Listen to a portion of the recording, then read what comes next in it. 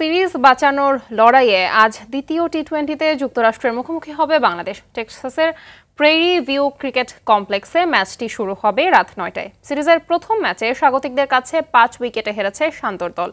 সমতায় ফিরতে এই ম্যাচে জয়ের বিকল্প নেই টাইগারদের সামনে। রাফি আমিনের রিপোর্ট।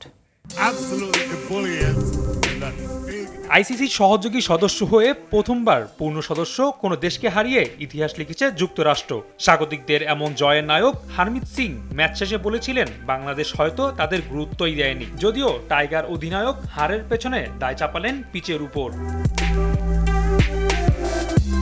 নবাগত দলের বিপক্ষে বাংলাদেশের হারের ইতিহাসটা একেবারেই নতুন নয়। এর আগে ১৯৯৭ সালেও কেনিয়ার বিপক্ষে প্রথম দেখায় প্রেসিডেন্ট কাপে ১৫০ রানের বড় ব্যবধানে হেরেছিল আকরাম খানের দল।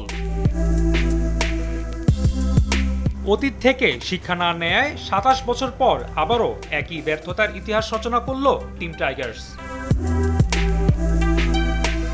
তবে দরজায় কড়া নাড়তে থাকা টি-20 বিশ্বকাপের আগে ছন্দে ফেরাটা জরুরি বাংলাদেশের। তাই প্রথম ম্যাচে লজ্জার হারের কথা ভুলে ঘুরে দাঁড়াতে চায় সাকিব রিয়াদরা। সিরিজের টিকে থাকতে এই ম্যাচে জয়ের বিকল্প নেই শান্ত বাহিনীর। রাফি আমিন, RTV।